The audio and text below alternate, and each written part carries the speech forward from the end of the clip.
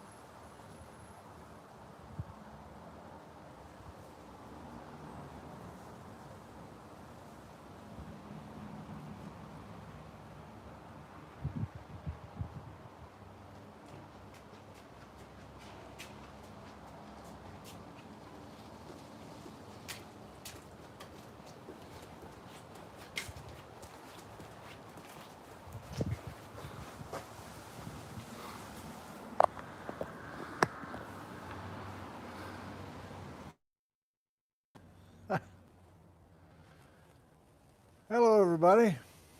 It's first time for everything. I forgot that little receiver doohickey. Thank you for joining us. The local time is 1:43 p.m. here on a momentarily glorious Friday afternoon here in Ellensburg, Washington, USA. Our program will begin at the top of the hour, 2 o'clock. So go ahead and scrub ahead if you like, if you're watching this in replay, but otherwise we will visit with each other for 15 minutes or so.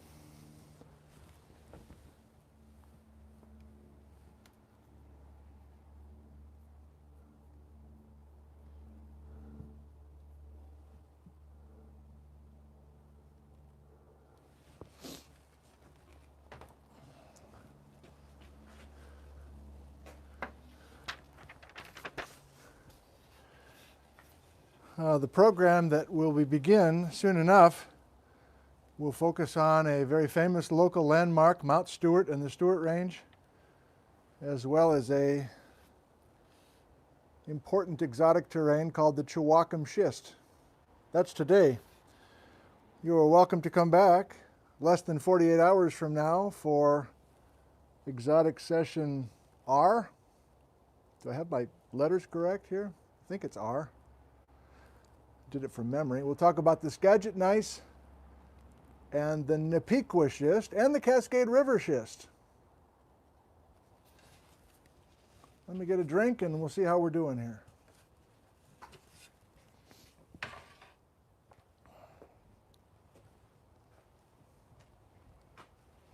Are we functional?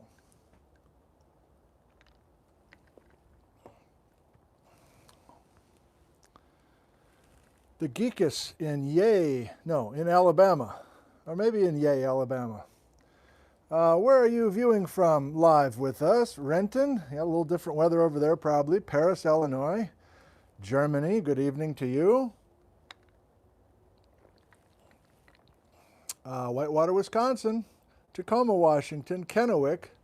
San Jose, California. Hello, Russell. Bob is in London. Good evening to you. Nova Scotia, hello. Devon, UK. Marrowstone Island, hello, Kurt. Escondido, California, hi, John. Garrett, the Dutch night owl from the Netherlands. Bo is in Copenhagen, Denmark, hello. Pasadena, California. Whatcom County. Missoula, Montana. And you're telling me the audio's fine and the video's fine so far. Thomas from Hurricane. Hey, Thomas, I'll give you a shout out today. Thank you. Matthew from Douglas, Arizona. Irene's in Salt Lake City. Pittsburgh, PA. Jurassic Coast in UK. You've been real loyal to us, Dennis. Thank you for tuning in every time. Brandon in Red River Gorge, Kentucky. Southwest Virginia. Klamath Falls, Oregon. Durban, that wouldn't be Saudi Arabia, would it? If it is, that's a first, perhaps, at least that I've noticed. So, hello, Saudi Arabia, if that truly is what that means. Yeah, in a weird way, I'm like numb to all this worldwide stuff. South Africa. Hello. Okay. Well, of course, YouTube changed their buttons, so, I was ready to start 5 minutes ago, and I couldn't find the live button. And I'm old enough that it gets me flustered, but I finally connected with you. Durban is South Africa. Wow, that's just, what can I say? That's amazing. I don't know if we've had that many from the continent of Africa so far. So thank you much. Okay, I've got a few thank yous. Thank you for tuning in early. 300 of you.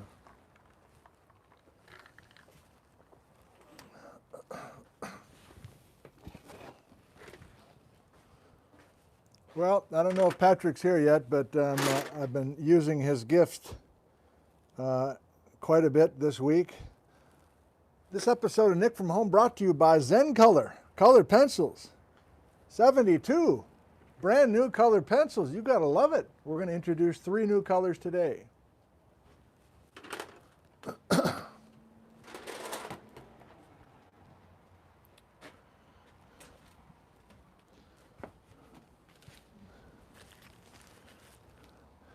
Jim in Prineville, Oregon, thank you for the book, The Adventures of Captain Bonneville. Kind of in the vein of some of those 19th century geologists that we were profiling last May and June, mostly June, so thank you, Jim.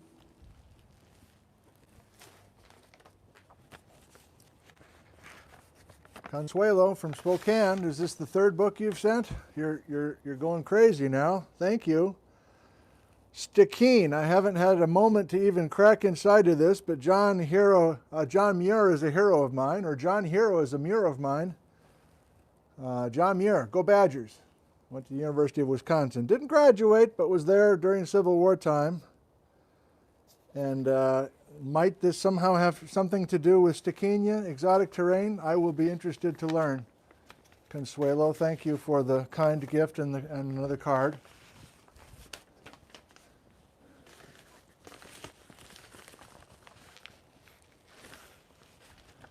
Uh-oh.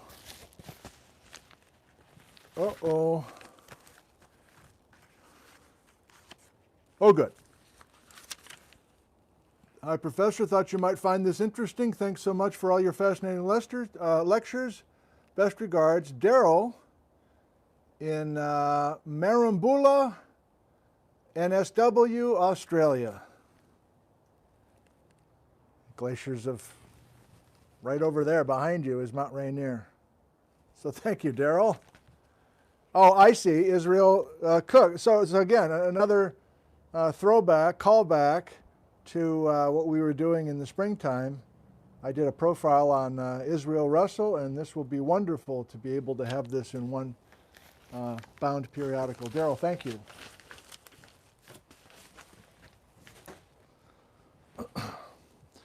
Okay, there's 2 more thank yous. One of them is a follow. Actually, both of them are follow-ups to previous thank yous. What?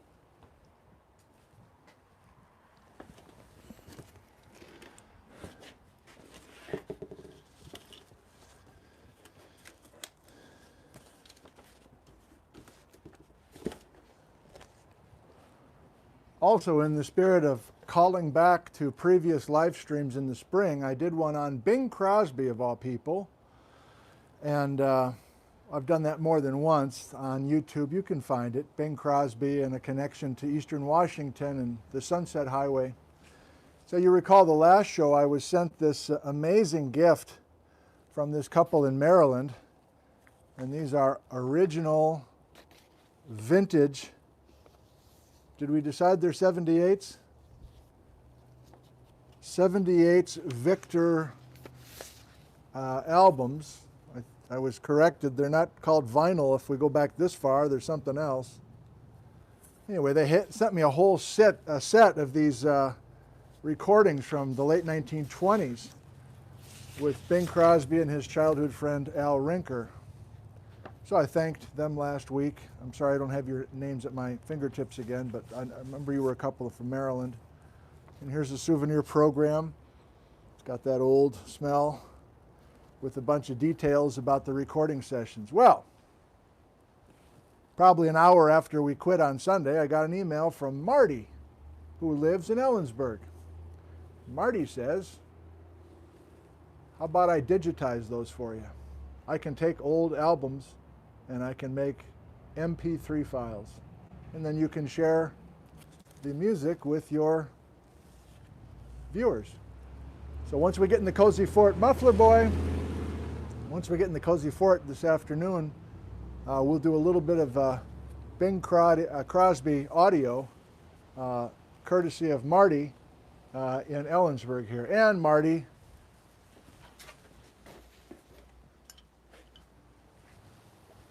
just gave me the thumb with the files on. There were about 8 songs. And she made some homemade chocolate.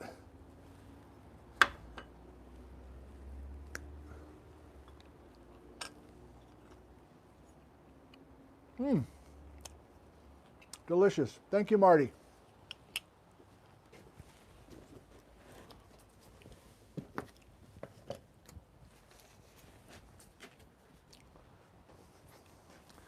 And finally, I thanked somebody last week. I said, thanks for this. It arrived in the mail. I don't know if it was from a viewer or not. And it was. It was from Anna in, oh boy.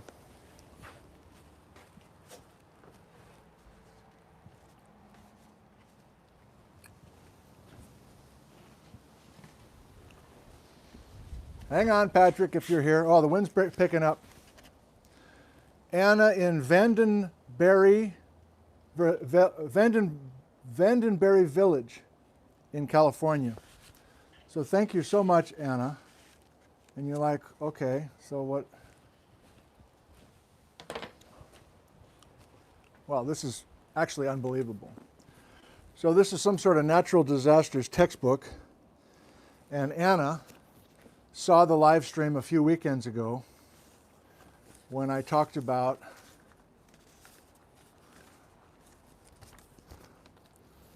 my great-great-grandfather, Nicholas Zentner. And we solved a mystery, me and the viewers, thanks to some help from many wonderful viewers.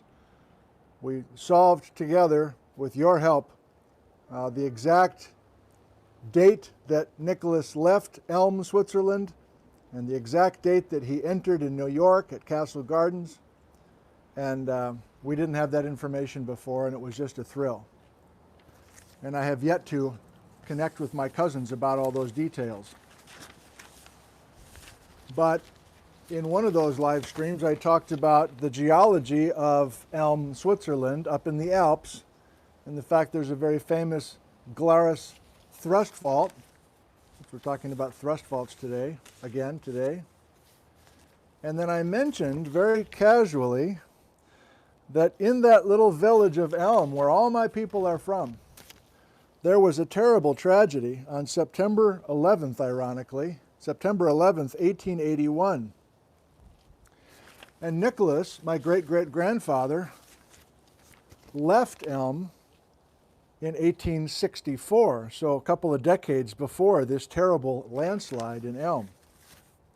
So what's this got to do with this textbook? I don't know how you did it, Anna. And I don't know how I just took up my bookmark. Hang on. Gosh. Here it is. On page 19, there is a section on famous landslides around the world and some case studies about landslides that have happened to teach, geology students about hazards. And here's their 3 paragraphs. I'm not going to read the whole thing, but I'll read the first one. This is September 11th, 1881, the Elm, Switzerland landslide, or rock slide. The undermined peak of Plattenbergkopf, hovering over Elm, Switzerland, collapsed upon the village of Elm, September 11th, 1881. The village was destroyed. 180 villagers were killed, some of my relatives, and 200 were injured. 150 people were killed. Cracks began to appear on the mountain as early as 1876. It goes on and on. This happened, the big event, the big tragic event in Elm, Switzerland happened 5:30 p.m.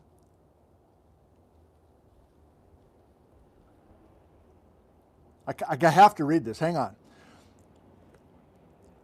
One of the survivors was Meinrad Reiner, who shortly after quit the inn with a wheel of cheese under his arm, turned to see the entire building and its occupants disappear under tons of earth. Reiner managed to escape the avalanche, but his family was not so lucky. Breathlessly reaching his home after the last of 3 separate slides, he found it intact. But the hurtling rocks loosened by the slide had killed every member of his fleeing family, his wife, daughter, son, daughter-in-law, and 2 grandchildren. The doors were open, he remembered, a fire burning in the kitchen, the table laid, and coffee hot in the coffee pot, but no living soul was left. There's 1 paragraph left. Over half the village was flattened.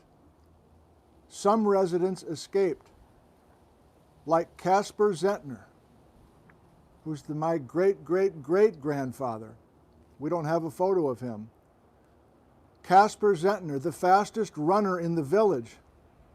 He outpaced the slide for a while, and then when it threatened to engulf him, he saved himself by jumping over several stone walls and with a broken leg, dropping into a deep gully while the slide passed over him. Most others were far less lucky. So, a direct relative, Caspar Zentner, father of Nicholas, who came over to Wisconsin, survived. Fastest runner in the village. I think he was like 70 years old at the time. So this will be added to our amazing family discoveries. And Anna, I can't thank you enough for your detective work. I don't know how you did it. Thank you.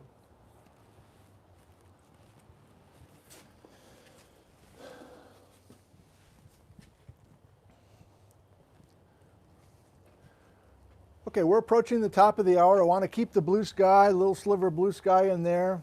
I know some of you get bothered when there's a glare on the chalkboard, but you know we don't use the chalkboard that much. And I think we got blue sky. I think we're going to get strong sun for the next hour, and so that glare will change. So please don't be hung up on that. Give me a minute to take a little walk and get my head right, and we will begin our program on Mount Stuart Pluton, the Chiwaukum Schist, and the Nason Ridge Gneiss. Thank you.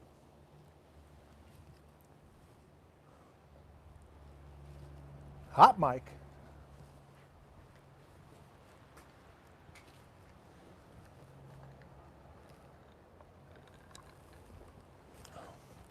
Actually, I'm paranoid. Can I check one more time, please? Just because I had that new button to deal with. Lawrence, John, we're 5x5. The Night Owl, thank you.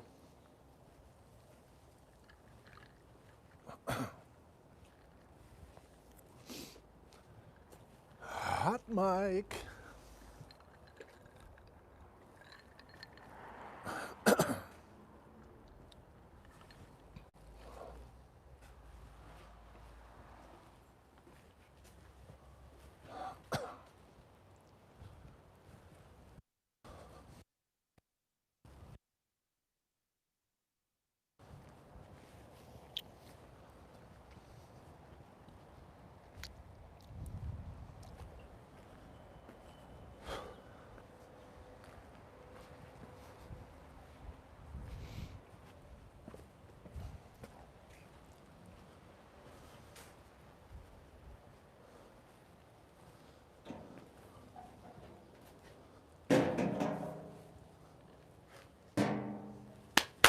Okay.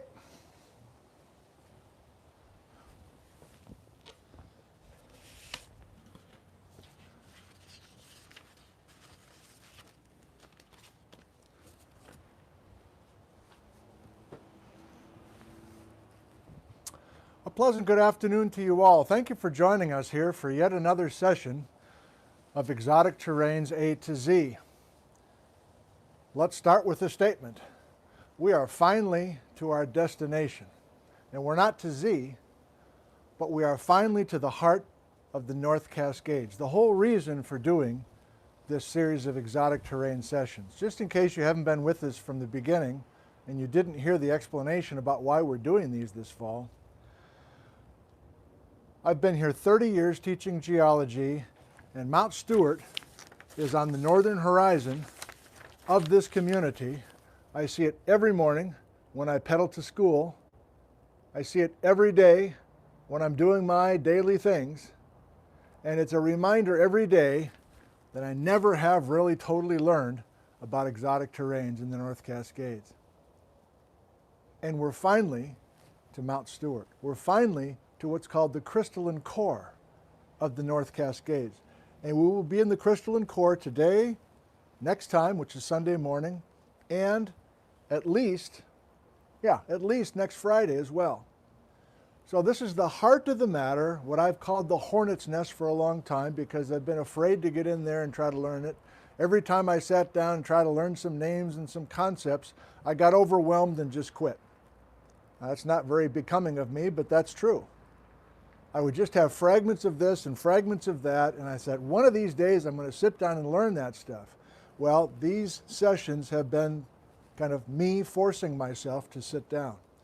And it's not pretty sometimes. I was up till midnight last night putting this stuff together. So it's not like I've had this for a long time. This is brand new stuff. And in addition to reading scientific papers, I've been particularly active by email this week with many of the researchers that you will meet in the next few shows, and you'll see why it's important to meet them, I think, also, coming in just a bit. Why not? I'll say it one more time. Starting next summer, I'll be a small part, but I'll be part of a research team. Bob Miller, who has spent his whole career in the North Cascades at San Jose State University, Stacia Gordon, University of Nevada, Reno, she's kind of mid-career, and Mike Eddy from Purdue University in Indiana, he's early career. He just got the job at Purdue, but he's also an experienced field mapper. So that dream team of Bob, Stacia, and Mike invited me to be their kind of public person. And so I'll be following along, I'll be interviewing them, I'll be trying to showcase the work that they're doing all through the multi-year National Science Foundation project. The secret was, I said, sure, it would be an honor to be part of your team, you guys. And then I hung up the phone and said to my wife, I don't know anything about the North Cascades. They just assumed that I knew all this stuff because I live right here, but I haven't. And in fact, the very first public lecture that I recorded for YouTube was 10 years ago this fall. And the first topic was Mount Stuart, a closer look. You can find it if you're interested.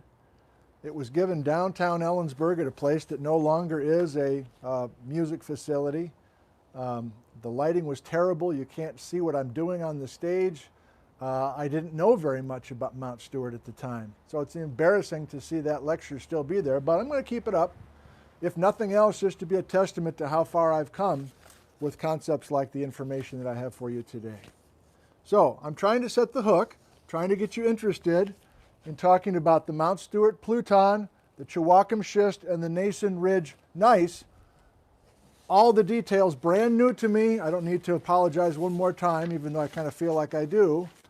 And between Mount Stuart and campus, I just gave this talk this morning, as a matter of fact, to the students. It's the Stuart granodiorite and the Ingalls exotic terrain, wrong colors for us, right, that are part of our story this fall, and all these other units involving Liberty Gold and the Ellensburg blue agates and things. That's not our topic this fall because we are committed to the Mesozoic time. One more housekeeping item. I shared some beautiful photos of the green rocks of the Easton terrain last time, and I forgot to look up the gentleman's name, Thomas from Hurricane, Utah, and I see that Thomas is with us. So Thomas, thank you for your wonderful photographs that we used last time, just belatedly. Okay, so are we using map? Yeah, kinda, but remember we want to get down in detail into a nitty-gritty. So we have a North Cascades kind of map junior or whatever, and we'll introduce 3 new colors for our 3 terrains. And let's not screw around, let's do it.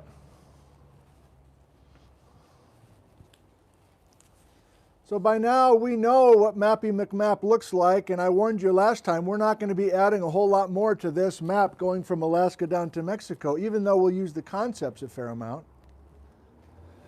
But we've been busy. We went through British Columbia assembling 5 major terrains, the last one being Rangalia in orange here. And then the last couple of sessions we've been really down on our hands and knees looking at the San Juan Islands and the thrust stacks there, and then the western foothills of the Cascades, a continuation of those thrust sheets, the pizza boxes if you recall. And then our last session we crossed the Straight Creek Fault. We were introduced to the Straight Creek Fault for the first time, and we saw that some of that eastern green rock material was on the other side of the Straight Creek Fault but was offset by 100 miles. Do you remember? Okay, well, if you've got good eyes and a good memory, you can see that there's a little bit new in the North Cascades, and there's also a little bit new up in British Columbia. So let's, I don't know, do I want to do that right away? Why not?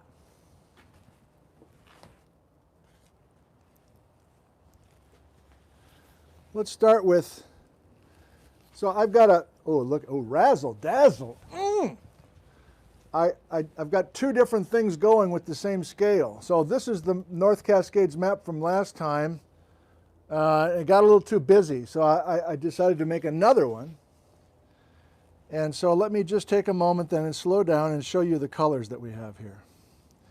So what looks familiar? Well, hopefully that looks familiar. This is the moss green of the Ingalls terrain.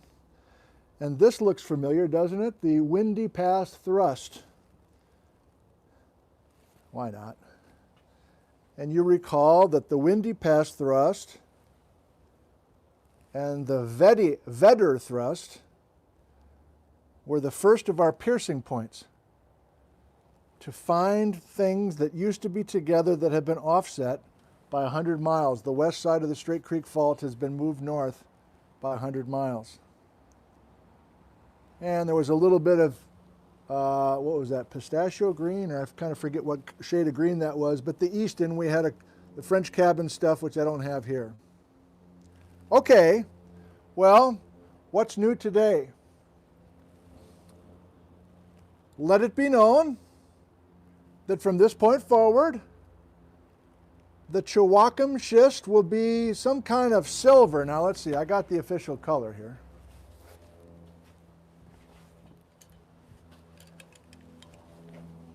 It's kind of fun. Okay, Chiwaukum Schist is this, whatever that says, upside down. Metallic silver. Oh, you know what would be an easier way to do this? Hang on, Patrick. They're your pencils. Pencils by Patrick. Hang on, Patrick.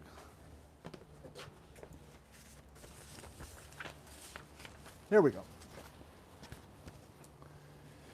So we're still kind of setting the stage for today. And here are the colors that we assigned for the 4 major terrains that were in the western foothills that we could continue over to the San Juan Islands. Is that true? No, it's just 3 of them here. And then the Ingalls we introduced, the moss green we introduced last time. Here we go today, and there actually was some thought put into these colors, and I hope that you'll see why eventually. You may not see today. So metallic silver for the Chiwaukum Schist. Jasmine. Ooh, I'm interested. The Nason Ridge Gneiss, and flamingo with the Mount Stuart Pluton. And these are familiar colors from up in British Columbia in the work that we did before, but I have more specific names. Okay, well, this is still kind of housekeeping. Let's lay down a couple of contextual things. So I'm with number 1 now. The crystalline core. We'll do it this way.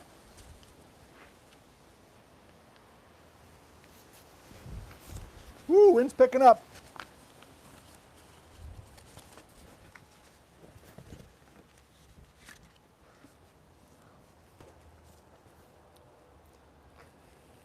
As the Roadside of Washington geology book, second edition by Marley Miller and Darrell Cowan, is very clear to say, and I'm pretty sure it was Darrell that wrote this, as soon as you cross the Straight Creek Fault in Washington, or the Fraser Fault in British Columbia, as soon as you cross that fault going from west to east, let's say you're on Washington Route 20, you're head towards Washington Pass or Rainy Pass. As soon as you cross that fault, you are in another world. You are in another world, and we haven't colored all of these yet, but this is all the crystalline core here that will be our topic next time and the time after.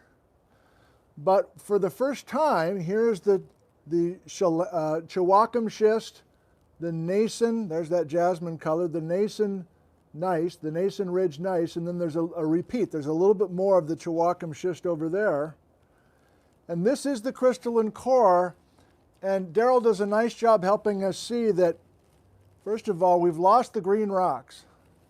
The green rocks south of the Windy Pass thrust, the green rocks south of the Vetter thrust. We're not going to do much more green rock stuff for a while, maybe for the rest of the fall.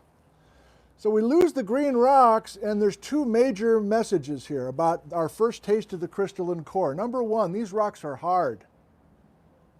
They're physically hard rocks. They're difficult to erode. And secondly, the topography, the relief. You know what relief is? If you have a mountain like Mount Stuart, we'll see plenty of visuals in the Cozy Fort. The distance between the top of Mount Stuart and the bottom of Ingalls Creek, let's say, in other words, subtract the elevation of the highest point and the lowest elevation point in the area, that's the relief. The relief in the crystalline core is staggering. Yes, we'll have plenty of backcountry Gary photos again to drive that point home. But these truly were the foothills, at least way out here by I-5. And even, I must say, our Ingalls terrain last time, the crumbly orange stuff that was green on the inside and the inside of that ridge, that's still kind of low-ish elevations. But boy, this is the guts of the North Cascades. It's hard, metamorphic rocks that are sky high. And they have been lifted.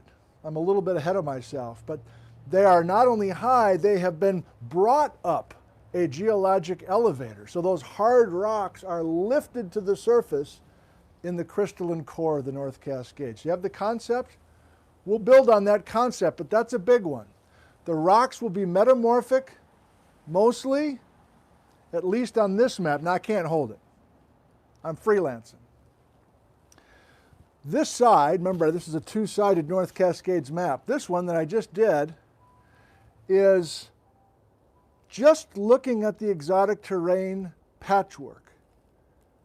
And I want to emphasize something you already know. I've ignored plutons to this point.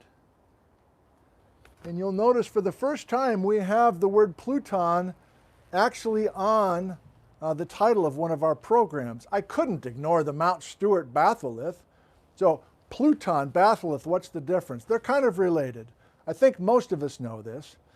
If you have a blob of liquid rock underground, a big blob of red hot magma, okay? Hot, liquid, and it's invading the crust from below. We don't even care why the magma's there. We'll care a little bit by the end of today's show. But this magma, however it formed, is starting to eat its way up into the crust. And big blocks of the crust that was there are kerplopping into this magma and melting, assimilating. And so the magma chemistry is changing as it keeps having these things falling in, the roof of this magma chamber falling in. That's a pluton. When that magma finally loses its heat, and it's no longer liquid, but it's now solid, igneous rock, that's a pluton. And I prefer to use pluton really the rest of the fall. Now batholith, Mount Stuart is usually called a batholith. Batholith just means it's an extra large pluton, but the concept is pluton. And there's a bunch of terms. There's a stock, and there's all these. Who cares? They're just plutons. They're just blobs of magma. Now Larry's getting blown around. We're protected, I think, for the most part, inside of our little shed area. Okay, so our pluton is a key part. So why did I get into that? Well, I didn't want to put the plutons on this map because I want us to see some basic relationships. And if you're a hardcore person and you've been looking at maps your whole life, you're like, the Ingalls isn't that big. And you're right, the Ingalls is not that big. But I drew it that big because I removed the Mount Stuart pluton. I removed the Chiwaukum graben. I removed core complexes that are Eocene in age. I mean, we're kind of going back to our show number 2, way back in September, when we were talking about complications and the fact that we just don't see many glimpses of this exotic terrain basement. Even on this map, as I'm showing it to you here, we just don't see the terrains as nicely and neatly and completely as I'm drawing them here. But I think as a teacher, that's necessary. Okay, so what am I leading towards? Big reveal. I was going to build to it, but I felt like going for it right away. Now, did I spill something here? No, that's on purpose. This purplish, it was supposed to be pink, but it's a pink marker that ended up looking purple, is the Mount Stuart pluton. It's a blob of magma. It's not lava that spilled on the surface. It's magma that came up from below. Can you picture that? And I can't show you. Can you picture that blob is coming up from below and assimilating or eating the crust as it gets through? Now look, it came up through silver, Chiwaukum Schist. It came up through a little bit of the Nason Ridge gneiss. It came up through the Ingalls serpentinite of last time. Hell, it came up through the Windy Pass thrust. The Windy Pass thrust, which was a major boundary and a major piercing point for us last time. Now, you're ahead of me, aren't you? You've got eyes. You've got a brain. We have another piercing point. And the piercing point is another pluton, or I can say it differently, a part of the Mount Stuart pluton that's now up in Canada. How come? Straight Creek Fault.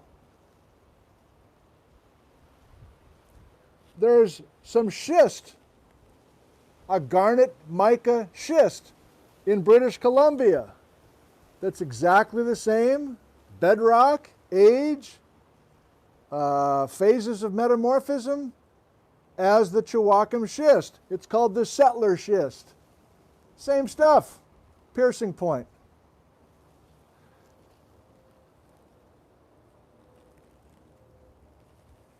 So how did I show the offset on the Straight Creek Fault last show? How did I do that? Did I have a little trick? I don't like the shadow of the iPhone here. Hang on. Have you got an answer for me? Getting picky in my old age, aren't I? Get that shadow out of there. Delay in the comments. Right between the eyes. Good.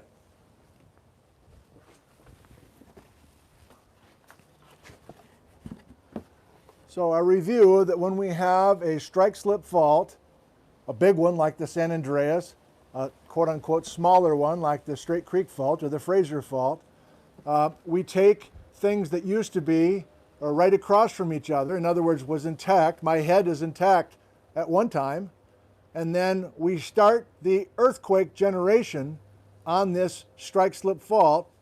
We don't make a mountain, we just take one side of the fault and have big earthquakes and maybe move the crust 20 feet on average to the north. Oh, damn, I did it backwards. I'm sorry, I was looking into the camera. Please forgive me. So to demonstrate the Straight Creek Fault or the San Andreas Fault, this is dextral offset, not sinistral. That's going back to another one of our September shows. So right lateral or dextral, we take the western side and we send it north each time. So I had something, didn't I, last week, that actually showed our bedrock units, our terrain units, and our thrust faults and I offset them, let's do it.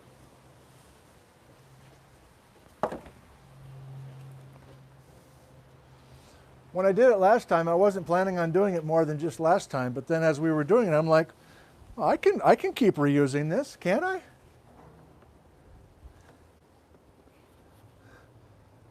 So here's the configuration today. Dark green, Ingalls. Light green, Easton. Windy pass thrust, Vetter thrust. But now are you getting familiar with what we have? What's the gray? Our schist. Whether it's the Chiwaukum Schist in Washington or the Zentner schist in British Columbia. What's the pink? Did I screw up? I don't think so. The pink is the Mount Stuart pluton that ate its way up through the gray and the green. And I just chose not to put the Nason Ridge gneiss on there because it complicates things. So what do we need to do? Do you want to restore the Straight Creek Fault again, just like we did before? We're going back in time. We're going back in time. We're going back to 50 million years ago. There we go. We've restored the Straight Creek Fault. We decided last time that the Straight Creek Fault formed and started to offset 50 million years ago. That's long after the whole fruitcake was established. I have a new fruitcake, by the way. I'll unveil it on Sunday morning. Okay? So 50 million years ago, and then we offset a total of 100 miles between 50 and 35 million years ago. And then we know for sure that the major thrust fault has been inactive for 35 million years, and the secondary thrust fault. So have you noticed we have one more piercing point, and then I'll actually move on to the rocks that are in our terranes for today. I was looking for something that I could use in addition to the Windy Pass to use as a piercing point for us. And I looked very carefully at a bunch of different maps. I'll share the sources with you in just a bit. And up in British Columbia, I found the Chiwaukum. This is from Paul Omahofer and Bob Miller's paper in the mid-90s. And they showed that this thrust fault, which has teeth different than this. Do you remember the teeth story? The teeth is the upper plate. So basically the Ingalls, as we'll see on the whiteboard in just a second, the Ingalls terrane is a pizza box that's being shoved up onto the Chiwaukum. Up onto the Chiwaukum. Ingalls goes up and over on the thrust fault. I'll show you a visual in a sec. Same with these black teeth here. Up there, it's either the Chiwaukum or the Easton that's going up and onto Wrangellia or the Nooksack / Harrison something, Harrison Lake. But this guy's got different teeth, which means that whatever the white stuff is to the north of the White River thrust, and in some places it's just called the White River shear zone, depending on where you are on strike, I think.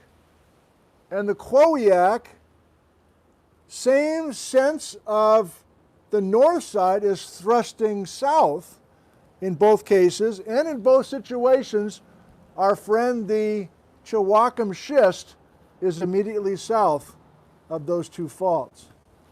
So that's why Paul and Bob back in the 90s, and I'm taking their lead, so I'm not only restoring the major thrust, I'm not only restoring the major thrust, but I'm restoring the Chiwaukum / White River thrust, and I'm restoring the Mount Stuart pluton. Okay, I hope that's enough conceptual stuff to give us a sense that we have more than just one thrust fault, that's been offset. We're going to keep coming back to this. We're going to keep finding things that are offset by 100 miles. Okay.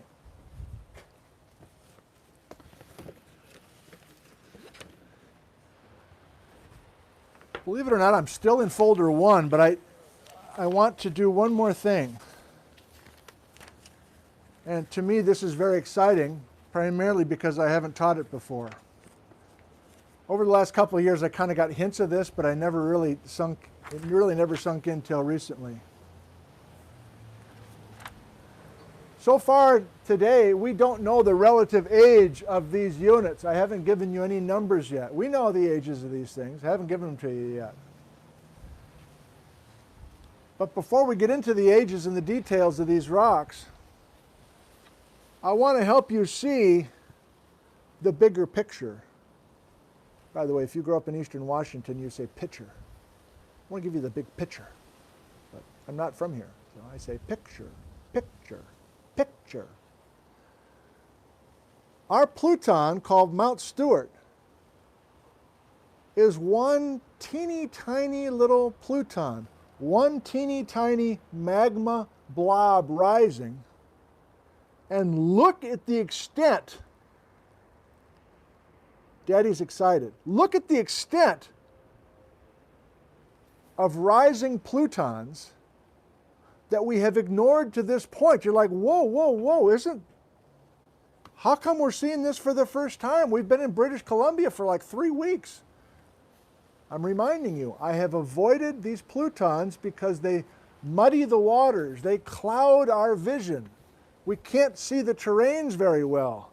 And look at how thick this Pluton area is in southern BC.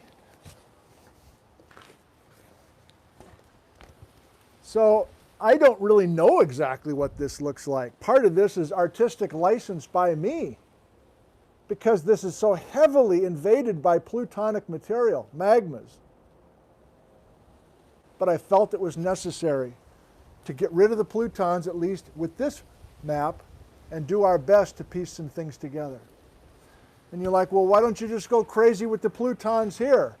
Well, it'd be nothing but purple, nothing but pink/purple on this thing. That's not going to do us any good.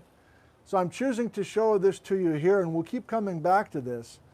This Coast Plutonic Complex is an amazing volume of magma. And I'm hoping that you'll get curious about why all those magmas showed up. Did they all show up at the same time? Why do you make a bunch of magmas? We'll eventually weigh in on that a little bit, but there's still some, remember, we're in the middle of a revolution. That's a few shows ago.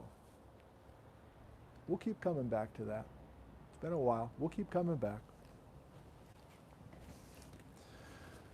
Okay. Daddy's really freelancing here this afternoon, but it's a nice, beautiful mid-November sun. And I'm about ready, I think. I got a couple more things. So here's another way. I'm just taking some diagrams from some scientific papers. Now this is just our crystalline core east of the Straight Creek Fault. And I'm using our colors, the right colors. You know what I mean by when I say that. For us. And this is just reinforcing what I tried to do with Amateur Hour there to show the MS is Mount Stuart Pluton. There's the Ingalls. There's the Windy Pass Thrust, which is segmented. There's the Chiwaukum Schist. And the banded gneiss is our Nason Ridge gneiss. And we're heading up here on Sunday. I'll say it a different way. The crystalline core of the North Cascades is essentially two rocks over and over and over again. Metamorphic rocks shot full of Plutons. Riddled with Plutons, almost like you've got some Tommy gun and you're just riddling that person with bullets. Sorry, Patrick. All this metamorphic, deep crustal, exotic terrain material, or is it, is completely riddled with Plutons, not just Mount Stuart.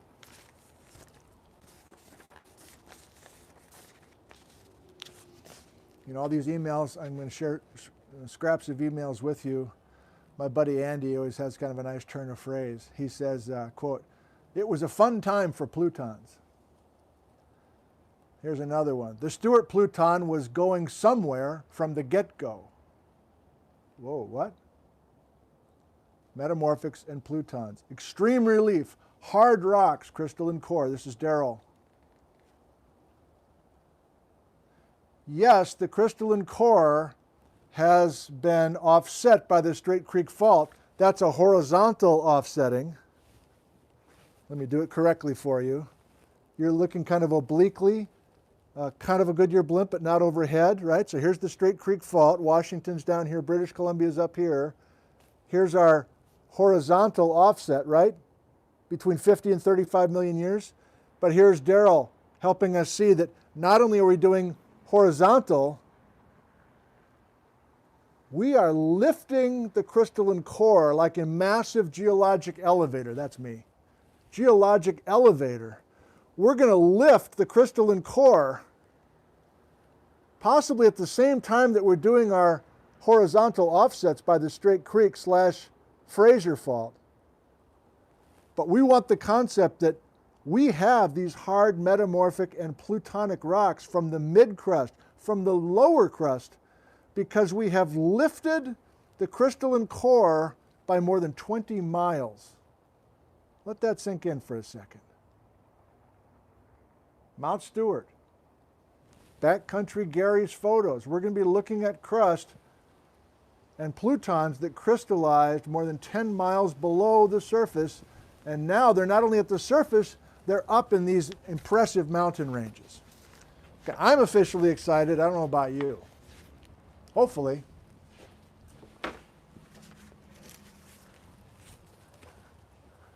Okay, switching to our more familiar kind of routine of little strat columns and details that we can hit pretty hard. And you know that we've been at this a while, and you know that researchers have been at this a while, and you know by now we have a lot of good field data from these rocks. That's not going to change. Good, hard data, no pun intended, from these rocks. That's important. New dates, that's important. But the ideas, the tectonic ideas, are continuing to be in flux. And that's the fun part. To arm wave, to BS, to guess, to imagine, to create, that's all fun, but we have to make sure we know the data that we're talking about. And that's what we do. So, looking back very quickly to last time, we looked at Bob Miller's special paper, and we looked at a bunch of serpentinite making up the lower portion of the Ingalls terrain. This is the green stuff south of the Windy Pass thrust, correct?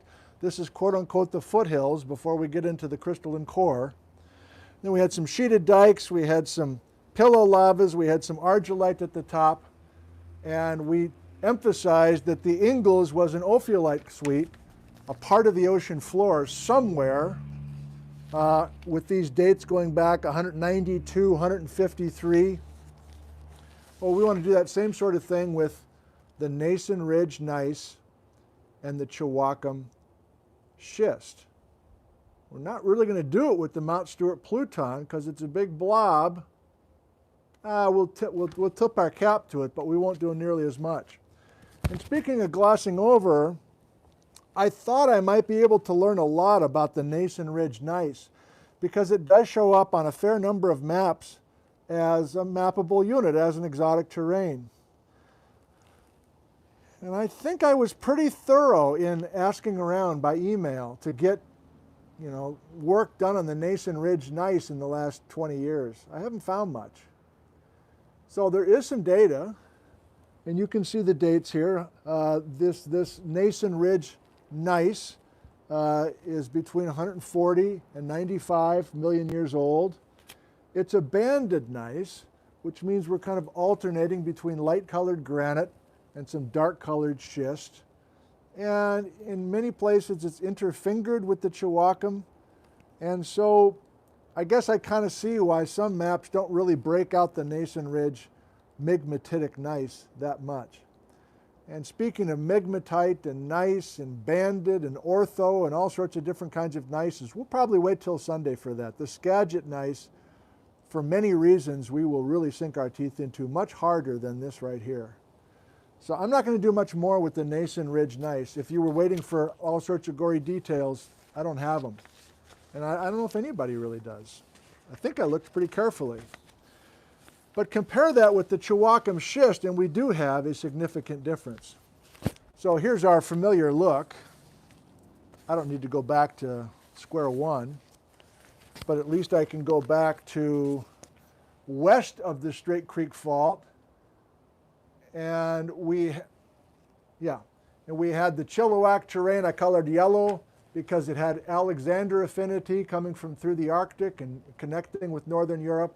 The Belpass melange, which wasn't a super large mappable terrain, but it was intoxicating because of all these absolutely amazing blocks of things, including the Twin Sisters dunite. Remember that the basement of the Chilliwack, did I call it Chiwaukum? Remember that the basement of the Chilliwack is gneiss, but gneiss from Europe. And then these two guys were kind of their own separate deal as far as age, as far as story. And yes, the eastern terrain is what Thomas from Utah gave us some beautiful photos, and we were up at French Cabin Mountain looking at that beautiful Nike swoosh-like green schist and blue schist. Okay, so we just have these two terrains.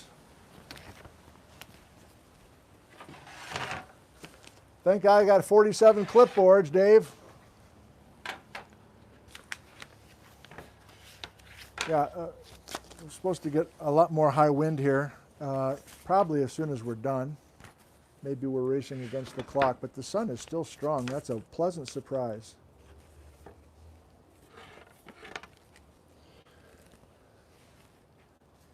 So we have our Ingalls last time, and here's the Chiwaukum Schist and the Nason Ridge gneiss. And we don't have nearly the time frames discussed west of the Straight Creek Fault. We don't really have incredible variation. We don't have a melange, for instance, with crazy varieties of rock type. Remember the Belpass had dunite and chert and maybe an oceanic seamount thing sliced up. As far as I can tell, there's a little bit of variability within the Chiwaukum, but for the most part, it's this beautiful schist that we will look at in hand sample and also with a field report, a video field report. And then again, we've got this banded gneiss of the Nason Ridge colored jasmine. So do I have anything more for you then? That's kind of a disappointment. Well, I do. I have a lot on the Chiwaukum Schist. Sorry, I knew I was going to do that. I have a lot on the Chiwaukum Schist. So give me a moment to do some housekeeping. I have some hand samples that I collected this summer. And we will spend the rest of Chapter 2 looking at a bunch of detail that I was able to learn from scientific papers and also by email in the last couple days.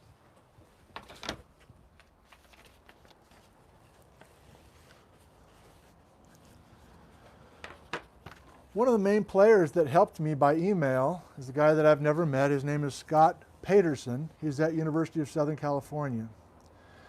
And Scott has done some work in the Chiwaukum Schist, and he sent multiple paragraphed email yesterday morning, and I'm grateful to him for that. Was it yesterday? Yes.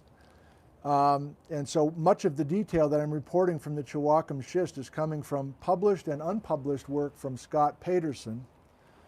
But as I get to know these guys a little bit by email, and I try not to waste their time too much, and most of them have at least a concept of who I am and what I'm doing, some don't, but they know that I'm kind of trying to package this for a general audience, so they write like that to me, which is perfect. But I've started to actually ask a little bit about their backstory, because I don't know if you're surprised. I think I was originally. People are coming from all over the country every summer to study in the North Cascades. Remember Jamie McDonald last time, we shared his work in the Ingalls terrain. He's from Florida Atlantic University, and I've got more on his backstory coming down the road. Scott's from Southern Cal. So I'm basically asking these guys now, why are you working here? How did that come to be? Here's Scott. Well, I got my Bachelor of Science in Geology from University of Washington. This is Scott Paterson, who I'm talking about. Looks like Patterson, but there's only one T, so I think it's Paterson. So I was introduced to the Cascades back then. One of my teaching assistants at University of Washington was Bob Miller. And he and I became friends. Plus, we both liked playing basketball. Later, Bob got a job at San Jose State, and I was working on my PhD nearby at Santa Cruz. Bob knew I was interested in plutons, so he invited me back up to work in the Cascades on some plutons he was interested in. And that started a 20-year collaboration with Bob on studying Cascades geology. So if you're a hardcore person and you're into these papers, Scott Paterson's name is all over the Stuart Pluton and the Chiwaukum Schist, and you just met him briefly, and I'll share his data with you in just a second. But now I can't stop.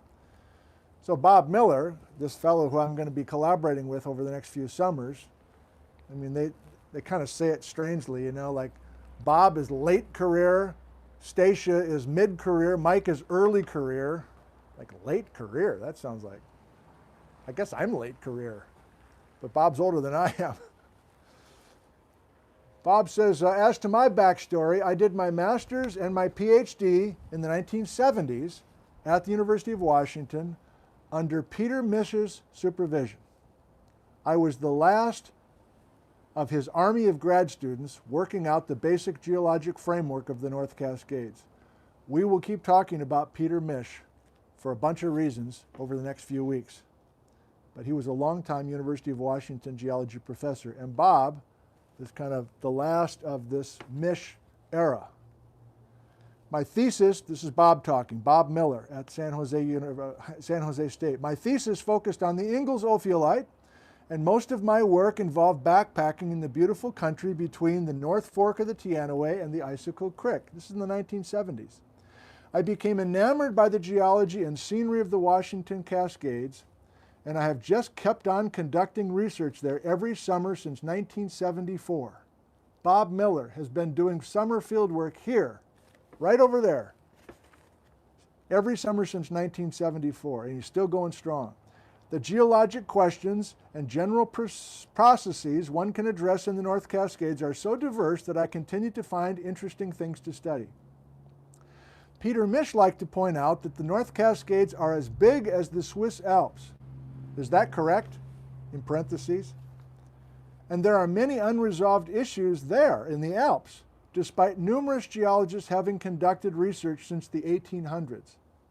Whereas the North Cascades were essentially geologically unknown until the second half of the 20th century. That's amazing if you think about it. You mentioned Scott and Jamie McDonald. One of the joys of doing research in the Cascades has been the opportunity to do it with my students at San Jose State and students and colleagues from other universities, many of whom have become good friends. I should add that I started field research with Stacia Gordon and Mike Eddy when they were grad students working on projects on which I had grants with their thesis supervisors. Stacia and Mike are both outstanding geologists and really nice people. It will be fun for the three of us to get together with you this coming summer. Okay, we'll keep doing a little bit of that backstory. I think it hopefully is interesting to you, very interesting to me to see the personal connection between these folks who continue to work. And it's these folks who are giving us all this information from all this amazing field work summer after summer.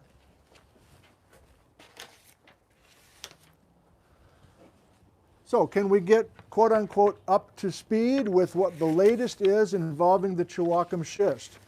Yes, and there's a fair amount to say. Let's do it this way.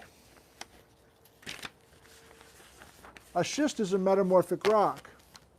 So if you're a metamorphic rock, you have a protolith. You have the original form of your material before it got heated up and pressurized to become a metamorphic rock. So most everyone agrees that that's the wrong page. Most everyone agrees that the Chiwaukum Schist began 120 million years ago. And I'm not a mineralogy person. I'm not a metamorphic petrologist. Please, I'm not going to have answers for you how they know all these details. I'll try to give you a hint, but I really don't know much more than what I'm telling you. Somewhere in the Pacific, 120 million years ago, we have deep ocean sediments. Mostly mud, there's some sands as well. When you see a metamorphic rock referred to as a perlite or perlitic, they're talking about these kinds of sediments being the origin. We don't have a metamorphic rock yet. We just got a bunch of mud. Bunch of mud and sand on some ocean floor somewhere immediately off the coast of North America, out in the middle of the Pacific Ocean.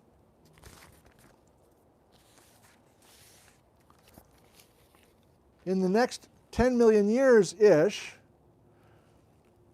that innocent deep ocean mud and sand gets scraped off of the ocean plate and accumulated in this chaotic wedge of material. There's many different names for this. Let's go with accretionary wedge. So there are details today in the Chiwaukum Schist north of Mount Stuart that talk about this time when we have an accretionary wedge. And this is the first of 3 major metamorphisms. I feel like I should share the papers with you right now before I forget. But this is the first of 3 metamorphisms from Bob Miller, Scott Paterson, and a brand new master's thesis from Western Washington University I'm about to go reach right now. So we increase some temperatures and pressures and we start getting hints of schist development. Geez, I had to pronounce that properly. I don't know, son, you've got hints of schist development. Or you're just a shitty student, one of the two. All right. Sorry, Patrick. Just a little quick freeze frame for you in case you're really into this. Actually, I saw somebody leave a comment at one point saying, I'm really good at finding these papers. Would it be helpful if I put the link to some of these papers in the comments below your video? Whoever you were, the answer is yes. That would be wonderful. I'm sure many of our viewers are not as skilled as you finding these things, for those that want to read this sort of thing. So I'm just sharing sources for some of what I've been able to put together for you today. Be nice if I put them in chronological order. I guess I already blew it. Here's going back to the mid-1980s. This is more the Mount Stuart Pluton.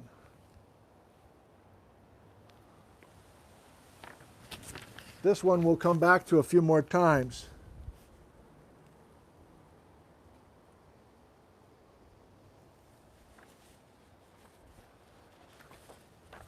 We're not quite to the ones I wanted to share with you yet. I've barely used some of these from the 90s. But of course we know we continue to learn. These are the 2 I really wanted to share with you. And yes, I'm old enough that I print these out. I like pieces of paper in my hand as opposed to scanning down a PDF. Sorry, shoot me. Don't shoot me. So Jenny Matzel, who worked with Sam Bowering at Massachusetts Institute of Technology, and that's where we get into the Mike Eddy world. I'll explain more down the road. So I'll keep coming back to this, but Jenny has the most recent, as I understand it, detailed work on the Pluton that we know as Mount Stuart. And Plutons are going to be a big deal for me with this new research team. So I'm going to pay special attention from this point forward to certain Plutons. But this thing, which is, I don't know, a thick thesis. Congrats to this fella. Peter Baker, just a few months ago, published a brand new thesis on the Chiwaukum Schist. And look, he's talking about garnets. He's studying garnets within the Chiwaukum Schist. Please don't let me forget. I got to use these hand samples in just a second. I suppose I'm running long. Who cares? Starting to lose the sun. Starting to get chilly. FYI. Daryl and Marley. So wrong colors for us, but Marley's purple is our crystalline core. Here's our green stuff on the other side of the straight creek. And Marley has these amazing maps. This one going on US 2 up and over Stevens Pass. And plenty of pink, which is the Stuart Pluton. And there are spots near Stevens Pass where you can see the Chiwaukum Schist. In fact, Daryl Cowan says there's a great collecting place for these precious minerals, these gems, essentially, that are in the Chiwaukum Schist. It's a handsome rock. Let's get to it. And then I think it's time to dive into the cozy fort and maybe put a couple of layers on. Come on, baby. Here we go. Here we go. Here we go. So I already forgot his name, but the kid who just did the thesis had rich detail, and I grabbed some of that, and I grabbed some of the detail that Scott Paterson gave me by email. So here's a little bit more on 5 different folding events recorded within the Chiwaukum Schist. Are you kidding me? When you see this rock, immediately you'll get a sense on how much that rock has been through. 5 different periods of folding. I'm not even giving you that detail. But the detail that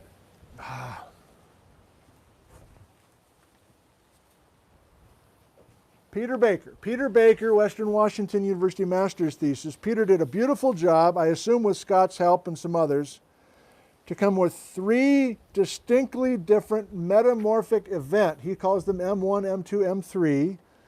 There are the age ranges. Here, based on the mineral assemblages and other details I don't understand, they're able to come up with, do you remember Chris last Friday talking about pressures corresponding to certain depths within the crust? And they can approximate temperatures as well. So you've got key metamorphic minerals that are growing, and those key metamorphic minerals can only grow if the conditions are right, just like in your greenhouse. Something's only going to grow if the conditions are just right. And I don't know if you can read the fine print. I don't know if I can read the fine print. This is mainly from Chris Mattinson's help, and Scott, I guess. There's a lot of biotite in the Chiwaukum Schist, but there's also andalusite crystals. You'll have to Google andalusite. The crystals are up to like 2 inches across. Individual crystals of andalusite, if you can find them in the Chiwaukum Schist. There's a place just west, I should have looked that up, a place just west of Stevens Pass. Railroad something? Railroad grade or something? I don't know. Apparently it's legal to collect the Chiwaukum Schist with these andalusite crystals. And I'm now, for the first time, giving you a hint of the age of the Stuart Pluton.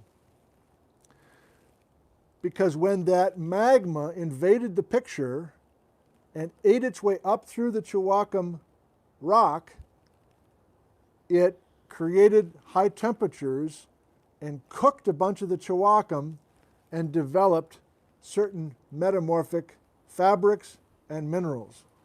Many of the garnets that we will see in the Chiwaukum Schist, I was going to say it's just here, but I think from Peter's thesis, he's finding garnets at all 3 of these metamorphic events.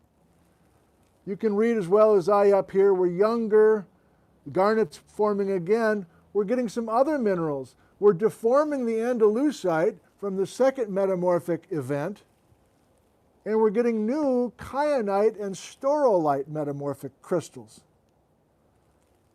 So this is a handsome rock. This is not a rock. This Chiwaukum Schist is not a rock to talk yourself into.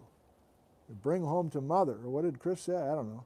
This is a beautiful, gem-filled, beautiful, layered-looking mica schist, and it has lots of detail available to those studying the metamorphic minerals. Let's look at a few hand samples before we lose the sun.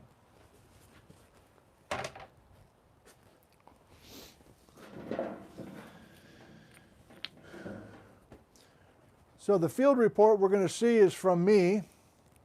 I think it was early September, and I drove up Icicle Canyon, drove through the Mount Stuart Pluton, and got far enough up the Icicle Road to get into the Chiwaukum Schist. So you're like, what? You just built it up. That doesn't look very pretty. Well, I agree. It's weathered. It's kind of slabby. You can maybe see a little bit of sparkly, but not much. There's another slab I threw in the back of the car. Chiwaukum Schist. Okay, we got a few more glimmers of hope here. I don't know, should I turn you around? The sun's maybe going to be wrong.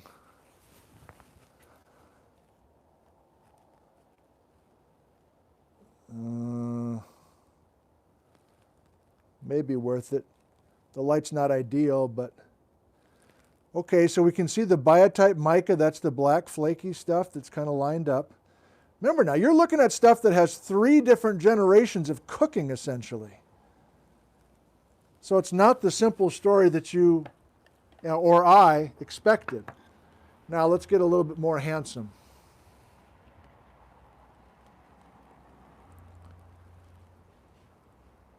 Okay, now we're talking.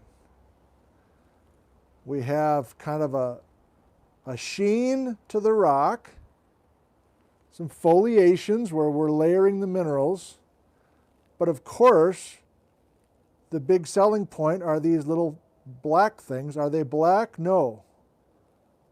They're ruby red. They are garnets. This is good enough that I want to turn you around. Hang on. Ugh. Let's see if this is any better. That's better.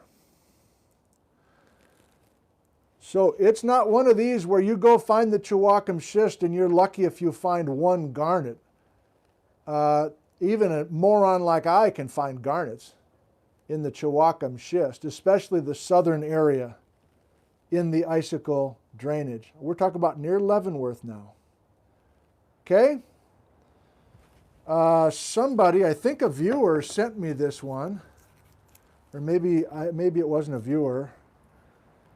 Somebody says, is this nice? No, it's schist with garnet, Heather Lake Trail, Lake Wenatchee. I mean, come on now.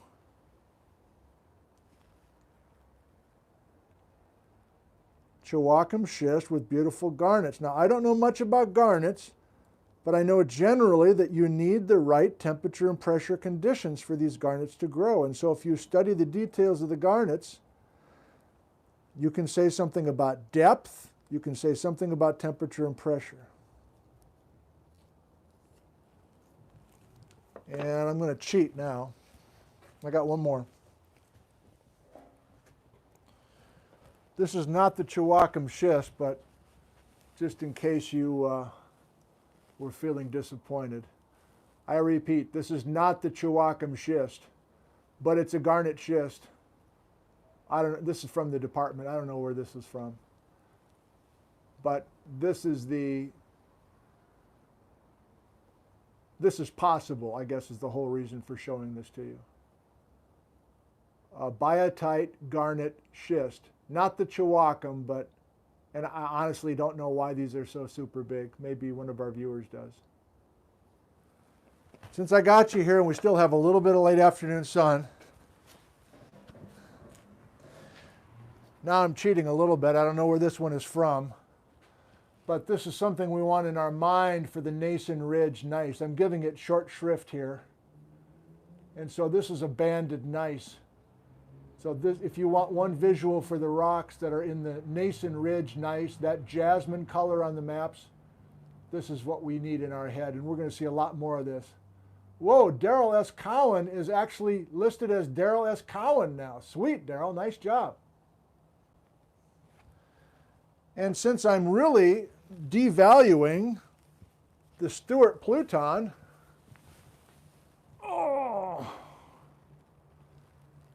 there's a variable composition of the Mount Stuart Pluton. It's not all exactly like this.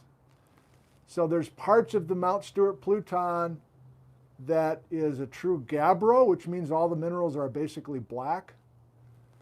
This is more of a diorite or a granodiorite or a tonalite. There's all kind of specialized names for these kinds of rocks. But the point is, the Mount Stuart, I'll give it to you verbally. You ready? The Mount Stuart Pluton, 96 to 91. 96 to 91. And that's how we're going to end this. Before we go in the cozy fort, I just remembered. I got something on the whiteboard.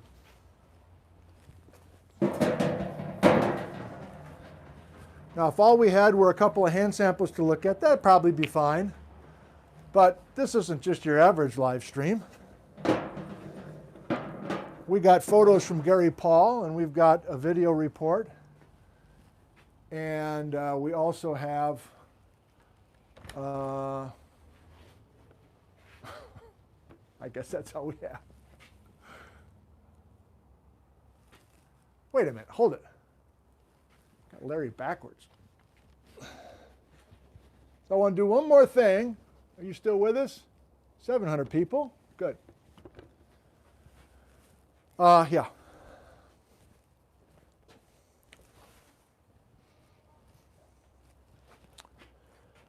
Can I draw a sketch for you? I just did. Of the relationship, of the geometry between the Chiwaukum Schist, the Nason Ridge Gneiss, the Windy Pass Thrust, the Ingalls, and the Stuart Pluton. We need some kind of visual, don't we?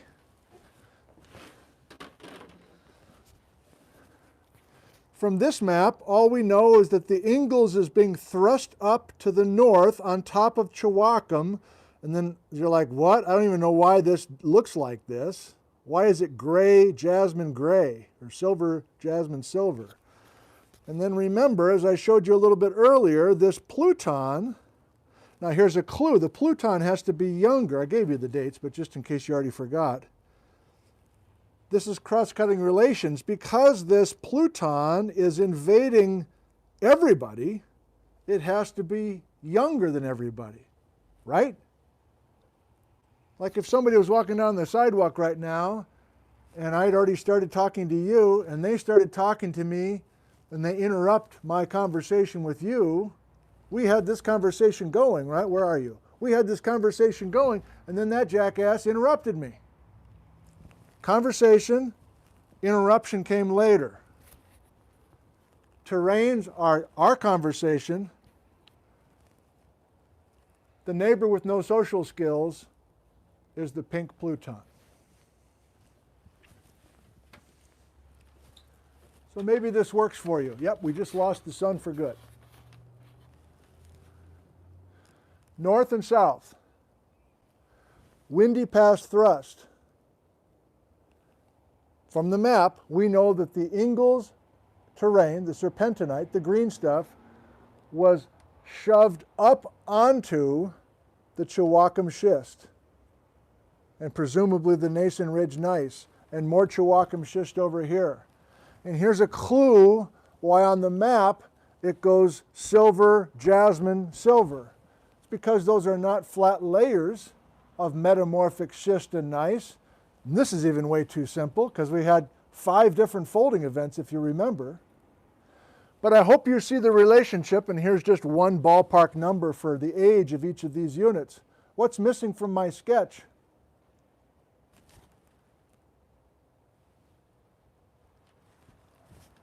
The last thing to happen, the youngest rock. Did you catch the date? 96 to 91 is the age of the Stuart Pluton, the invasion from below. And that Stuart Pluton invades everything. Everything. Leave some of it.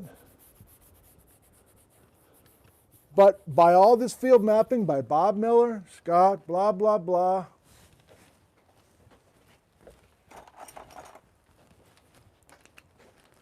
pink,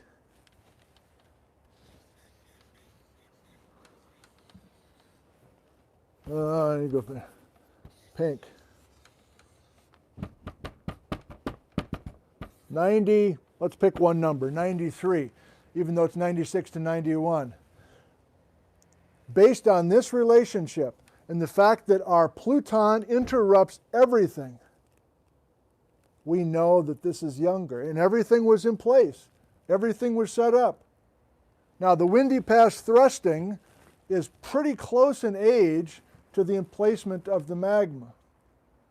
So this is all happening kind of at the same time. At least that second metamorphic event, that thrusting, and this invasion from below is all happening in the neighborhood of 96 to 91. Let's put that in the back of our minds. We're going to keep coming back to that. What was so special about this area? And remember, these magmas that are this vintage are going all the way up to Alaska. So what's happening regionally to have that kind of invasion from below? That'll have to wait till next time because we're already at 7 minutes after 3. Cozy Fort, you still with us? I sure hope so.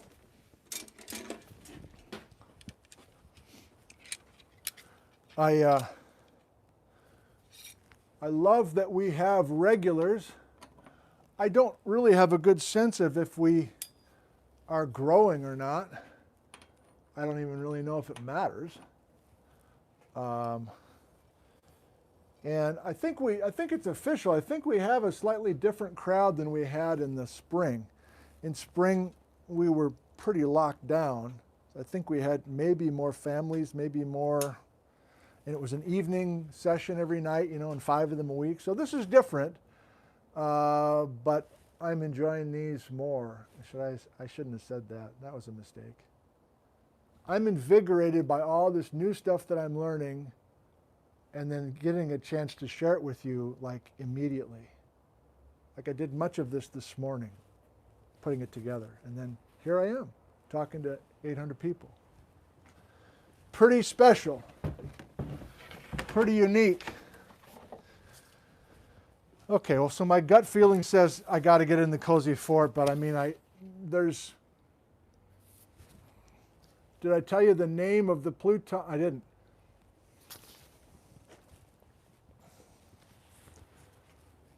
So not only do we have the Stuart Pluton invading the Chiwaukum Schist and the Ingalls and the thrust, but the Spuzum Pluton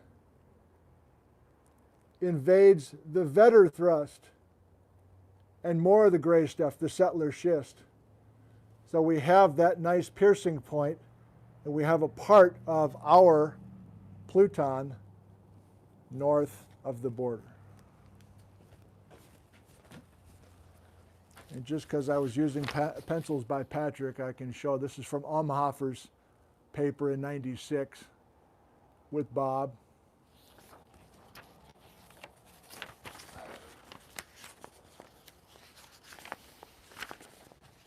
Oh, this is from Daryl. Wrong color for us, but here's to show how coming from the west and the San Juan Islands and working our way into the western foothills and Shuckson, and our pizza boxes are all thrust in stacks and everything, and Daryl's an expert on that. Ned Brown, a different working group, has thoughts on that. Apparently when we get over to the Methow, we're going to see the same sort of thing, and then look at how freakish, look at how unusual the North Cascades are, the crystalline core. Today it's gray and jasmine, but you remember my point. I don't know, were there yellow thrusted sheets continuously across the area that have now been completely removed? I can't hold it. Why don't I draw a picture of a subducting plate and show us how this all works together? What plate was coming in? Who brought in the mud? What plate was it? What was the angle of subduction?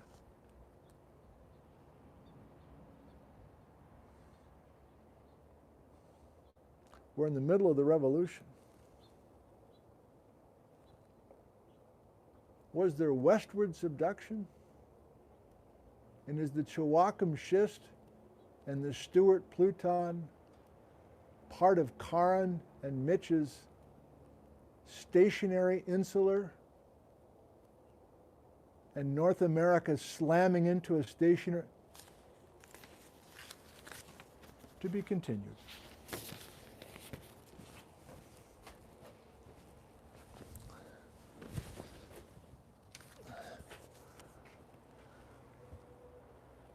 We did it, right? Whiteboard.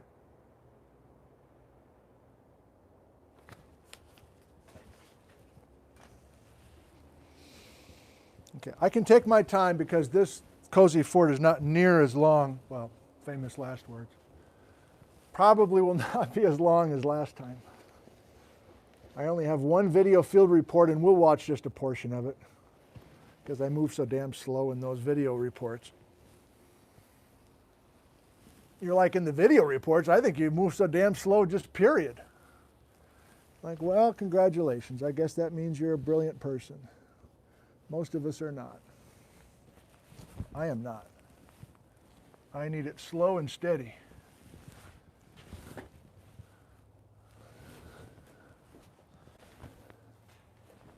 Don't do it, Kathy.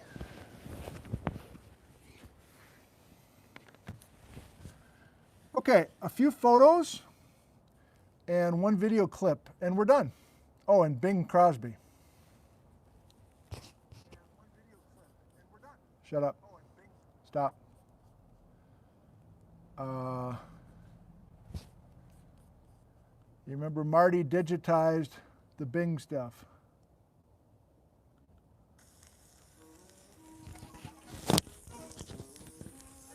(1928).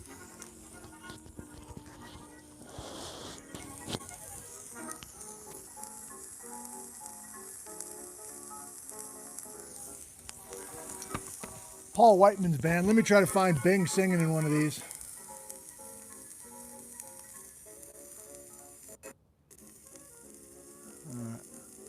I'm sorry to waste your time. I just forgot to look up. I was supposed to look up what? Oh, I can't find it. Forget it.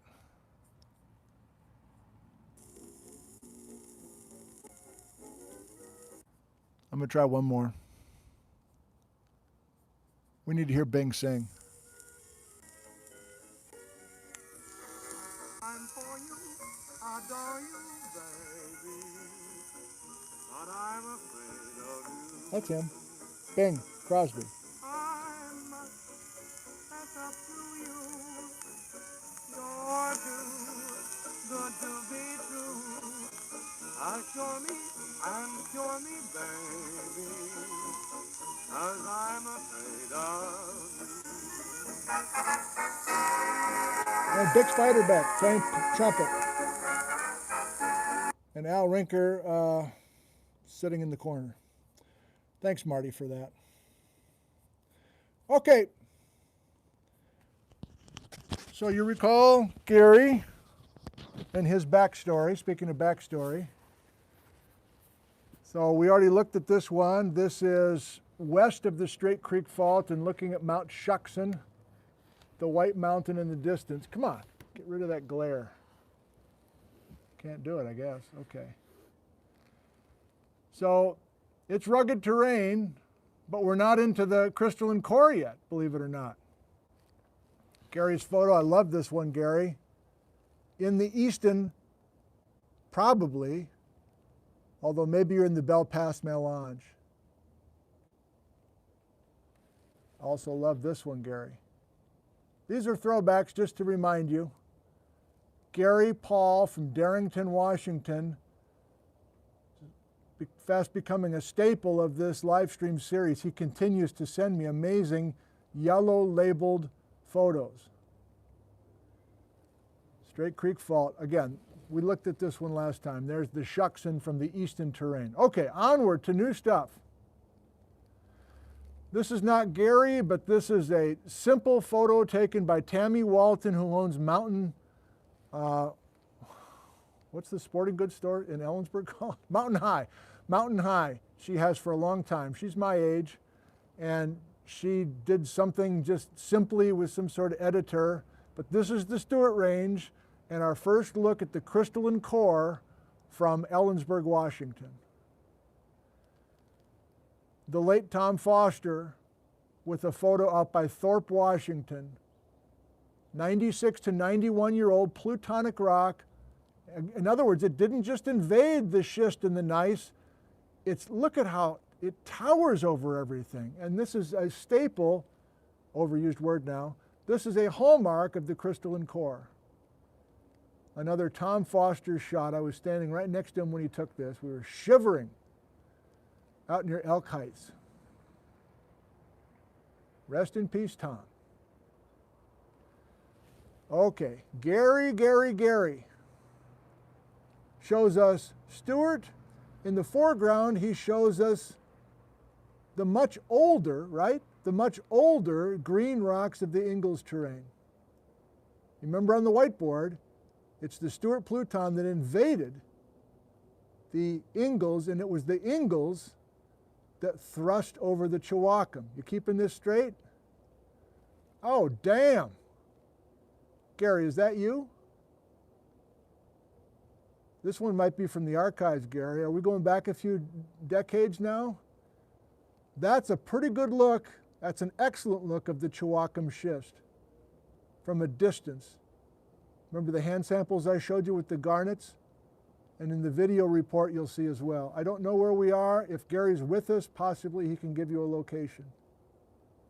Active volcano, 2 of them on the horizon. You're looking west, obviously. I'm reading backwards. Chiwaukum schist.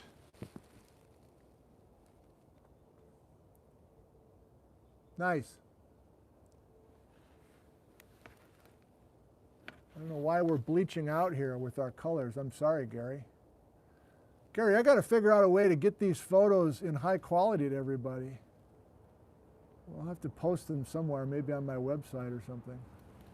Mason Ridge, Migmatitic gneiss. Pack. I love his little labels of non-rock stuff. Oh my God. I undersold the Mason Ridge gneiss because I couldn't find much juice. But we can agree it's an amazing shot here of Bedell Peak and Sloan Peak. Where are we? Well, we have to be north of the Windy Pass Thrust and possibly east of Glacier Peak, or maybe southeast of Glacier Peak. These are all photos by Gary. Ice axe. Again, we're on Sloan Peak. I feel like I should give you 10 minutes to absorb each of these. They're so amazing, but I want to keep moving. Okay, well, there's plenty more. In fact, there's a treasure trove coming from Gary for Sunday's show. And believe it or not, he's got more than that for Sunday's show. We finish in the Cozy Fort with a visit with, I think, the most recent, no. So this is, I did these field videos. This one's called Nick on the Fly, number 25, Icicle Creek Exotic Bedrock. Let's start it. Let's start it.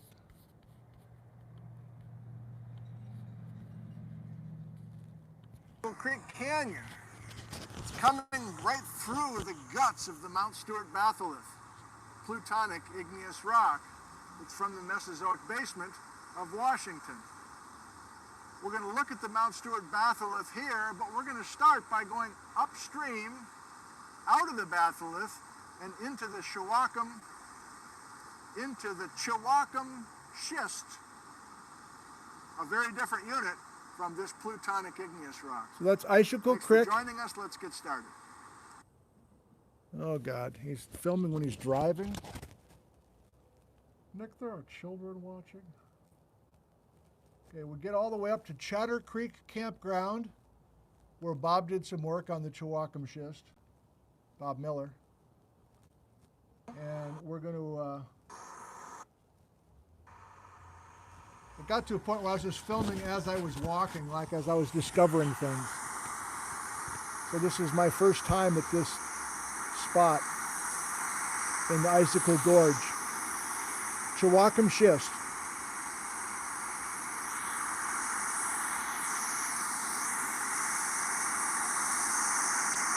Oh schist.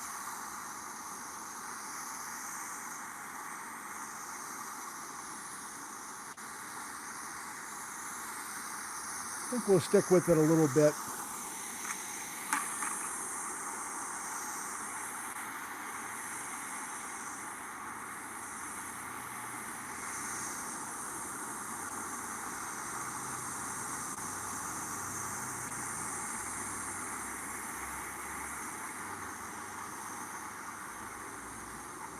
Oh, are you kidding me?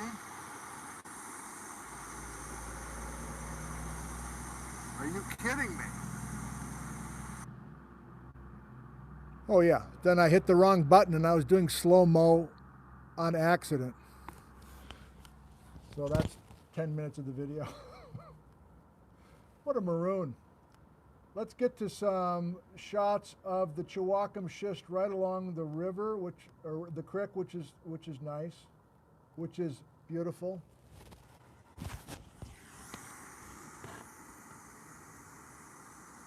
Remember those 3 metamorphic events? You can see it, can't you? You can see there was more than one event. There had to be. And if you've got a great eye, you can see some garnets occasionally. Hey, Jennifer's with us. Hi, Jennifer. I love your videos.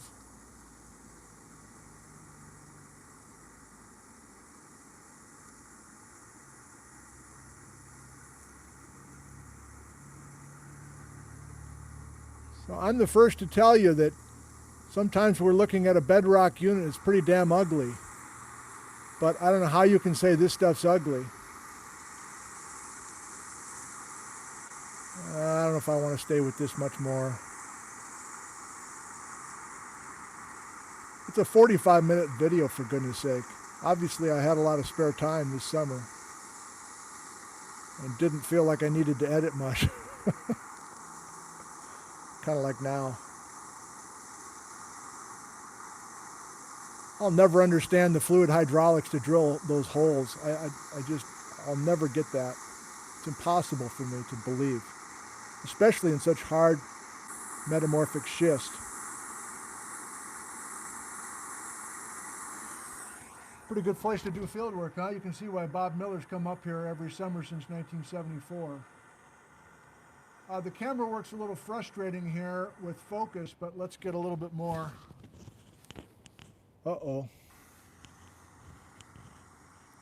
How well can you see these? I mean, these are not little iron stains on the surface. These are 3-dimensional little garnets. I don't know, I guess I can't get them out without breaking them.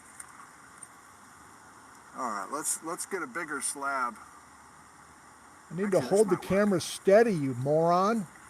I don't know why I have to keep moving the camera around. A weathered piece that helps us at least get it open. Oh my gosh, Sparkle City.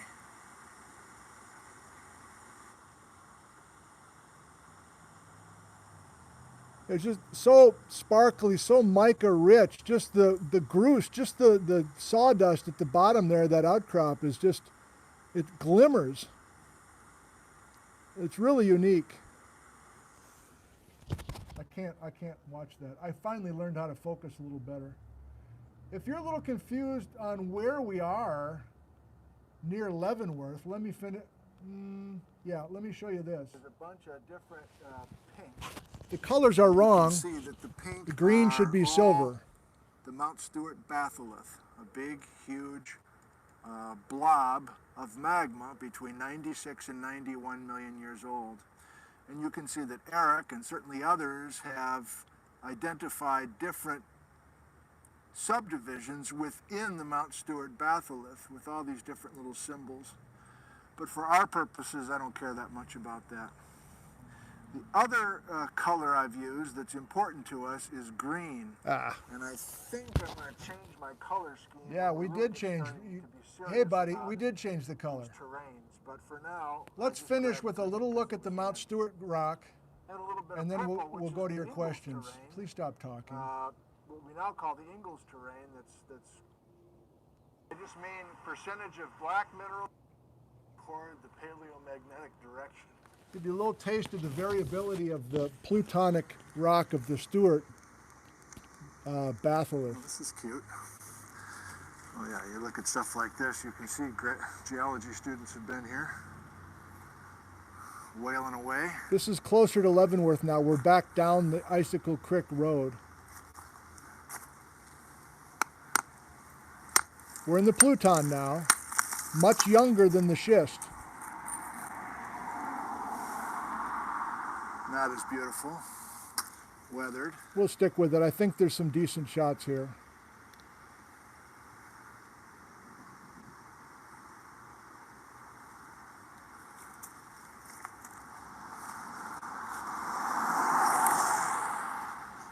Kind of like that other spot better. Come on. Move it along.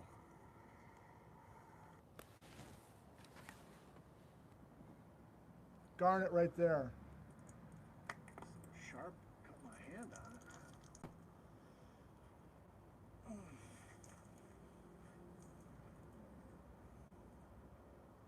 Yeah, and then right next door, look at how light colored this guy is.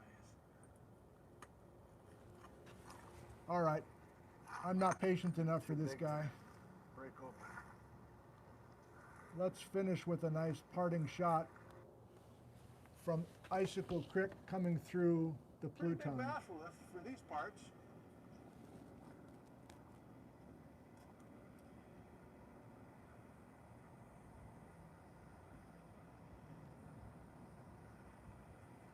It's a beautiful area, no question about it.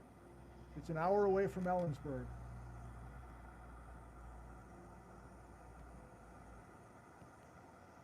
These are nearby are the trailheads to the Alpine Lakes Wilderness area and the famous Asgard Pass coming out through Snow Lakes or vice versa.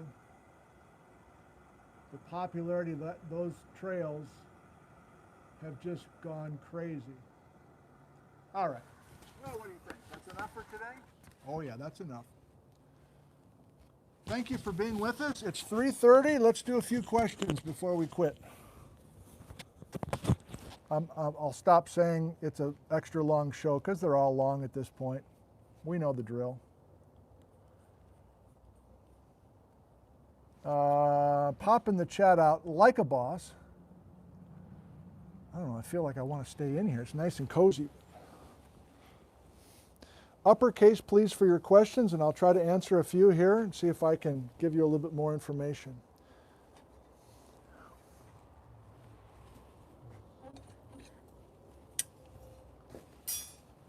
Oh, we do have a little bit more sun before we quit. Okay.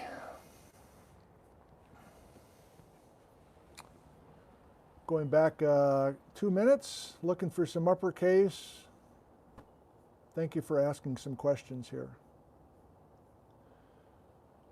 Myra's up in Quesnel. She says, now I know where to look for the Chiwaukum Schist in Mount Stuart Pluton in BC. I enjoy the cross-border connections. Me too, Myra. I love that part, where some of your geology up in BC is a perfect match to our stuff down here. Different names. Remember, Chiwaukum Schist is your settler schist. Stuart Pluton is your Scuzum Pluton. What's up with that name? Our White River Fault is your, what was it, Kowowiak or something? What is that? Kowowiak. I did. I see a big Kowodiak. Dino, is the Mount Stuart Pluton considered different than the CPC or part of it? Part of it, Dino. The Coast Plutonic Complex in British Columbia, even going up into southern Alaska and Yukon, most everybody sees Stuart as the southern tip of that incredible range. I've got the rest of the alphabet figured out. We'll have a full session on Plutons, and we'll really get into that, Dino. Thank you.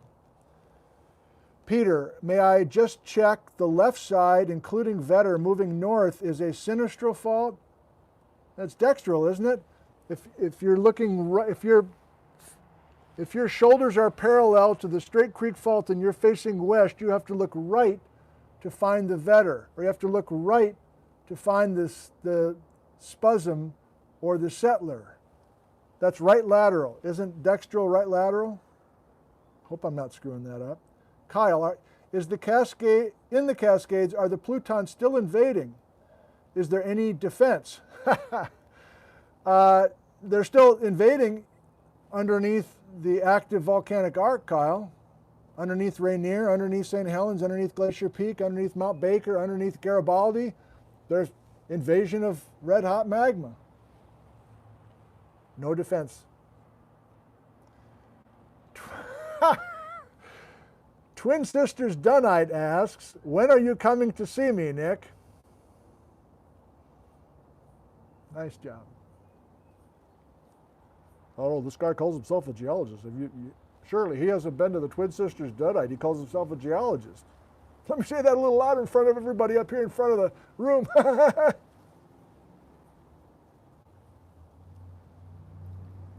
Ivana, hello. Nick, how do the Nason metamorphics relate to the eastern terrain? I've been doing a fair amount by email, as I mentioned. I'm getting a lot of good help. Some of the help from geologists, in other words, experienced geologists with the North Cascades. Some are trying to help me make connections that are safe to make. And I don't want to make connections if it's a risky or very minority opinion. So I don't have an answer for you, but there are potential connections not only there's not only potential connections between some terrains in Washington, but in December, we're going to make some connections between the Washington terrains and places far, far away, where they even speak a different language. Jenny, Nason terrain next week? Would that include Nason Creek by Cole's Corner?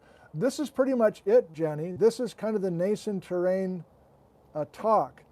And it's my choice to remove some of the names that are commonly used. Nason terrain, Western Domain, Wenatchee Block, Chelan Block. Just my teaching choice to remove a bunch of extra names that my choice is to pick certain bedrock units that I keep hearing about and using those to teach and to find piercing points and things like that. So this is it. And if you wanted more about the Nason Ridge gneiss, please accept my apology. I don't have any more for you. Baja BC is coming in December. Daniel, age 13, thank you for joining us. A pluton is a blob of magma that cooled underground. In the dark, Daniel. I don't think we have a good feeling for how quickly or how slowly the magma actually turns into rock, but it's happening down there in the dark. So that Mount Stuart thing, that beautiful skyline that's right over there, it's clear right now. It's probably visible. That cooled, that went from liquid to solid, Daniel, when it was more than 10 miles below the Earth's surface, 93 million years old. Isn't that amazing? Kirk, we thought that the Mount Stuart batholith was part of the Baja BC story. It is, but we're not talking about Baja BC today. I'm setting you up for that. I'm setting you up. We're just trying to describe things locally here for the rest of November. That's plenty for us to do. I think our brains would explode if we do too much at once, Kirk. Maybe I'm insulting you there. My brain would explode. Bill, is the Nason Ridge gneiss represented up in Canada? No, let's finish with that.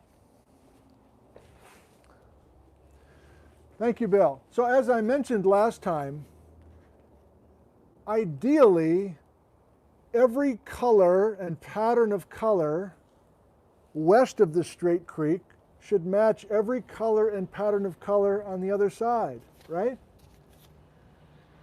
That would be the perfect restoration. But I think I've given you a hint that there's multiple folding events. Like if every one of these terranes were sitting vertically, what's an analogy? I can't do it. If you just imagine a bunch of textbooks, if you're looking down on a bookshelf and every thick textbook is sitting vertically and you're looking down on those, and then you take a machete and you cut those textbooks, and then you shift all the textbooks, you're still looking down like the June Taylor dancers. Now I'm really dating myself. You'd see a perfect restoration of those books because they're all the same width, they're all vertical, and you would get them back together. We don't have that here because of complicated geometries of these terranes as they sit. That's a long-winded way to say, Bill, there's no jasmine over here. In fact, if you look carefully, I'm ahead of myself now, but this is a major strike-slip fault that we will talk about next time, the Eniat fault. It's really not over there. So there's big chunks, hell, I'll say it. Sunday's show is not going to be on the other side. The Skagit gneiss is not on the other side. And I don't really know how to explain that, but I think what I'm saying is I'm not trying to explain a bunch of stuff regionally. I'm just trying to learn these units, learn some of these features in northern Washington crossing over to British Columbia. I had a flash to do one more thing with you along that. What was it? Oh yeah, yep. This is how I'm still answering Bill's question. MacGruder, MacGyver, I don't know.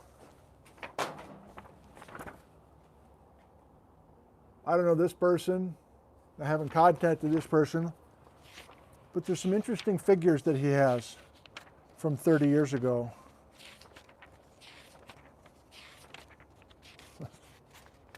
This is great viewing, isn't it? You're watching a guy page through a... Oh shit, it's not in here? Hang on.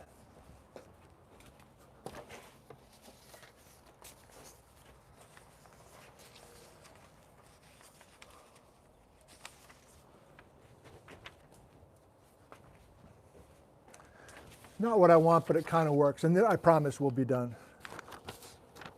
I think this is from, oh, maybe it's from Umhofer. I kind of forget. But do you see, here's one simple way to explain that these layers are going to be of a strange pattern, and they may not show up on the other side of the Straight Creek Fault. Because remember, we're doing all this crazy lifting. 20 miles of lifting of the crystalline core? Like, when did that happen? Why did that happen? What happened to all the rock that was above it?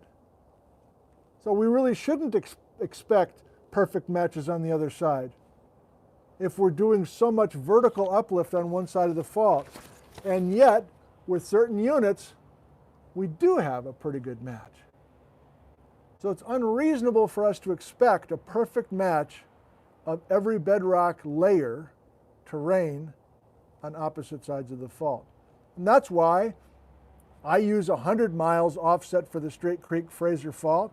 There's others, I think Darrell in his book said 56 miles of offset. Somebody else said 40. They're using different piercing points to restore the Straight Creek Fault. So it's not an easy, simple one number to restore everything. But it's fascinating, isn't it? To have to restore a major structure like this just to see some of the basics of the exotic terrains of northern Washington. A toast to you.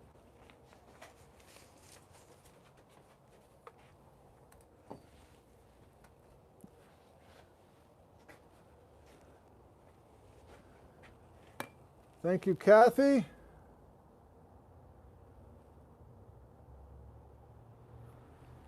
Thank you, Julie. We're halfway through the case by now.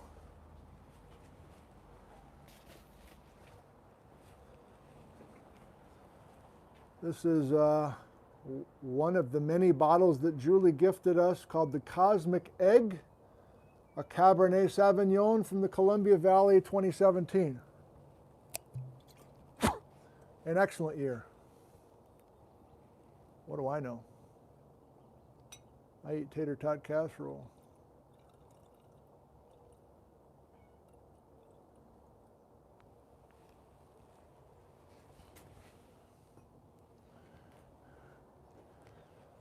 It's really like serving a filet mignon to a chimpanzee, you know.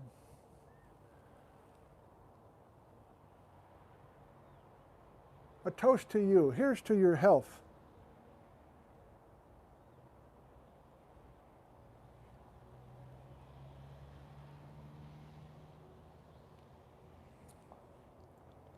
That's good.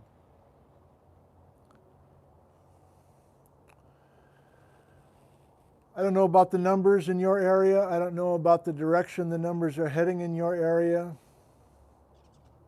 Worldwide, we're not heading in the right direction, but we continue to do what we can locally in our own way with our own style. I don't even really know what that means.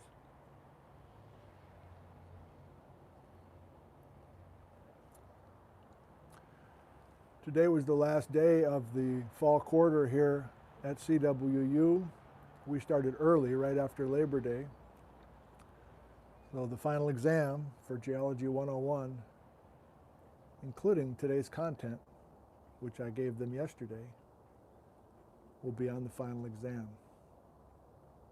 Here's to them.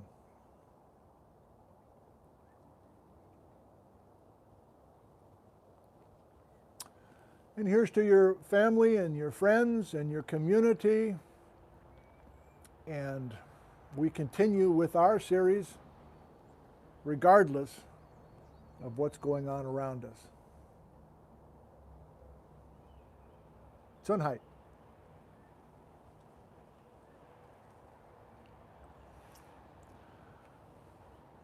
Thank you for joining us today.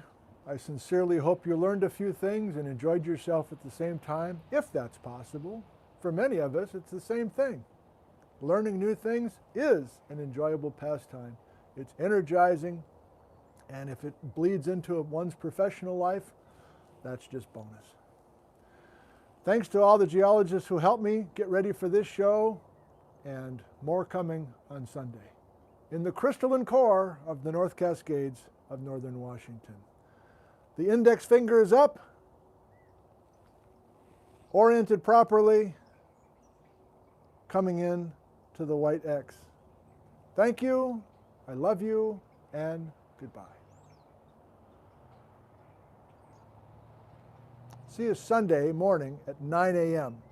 Skagit nice.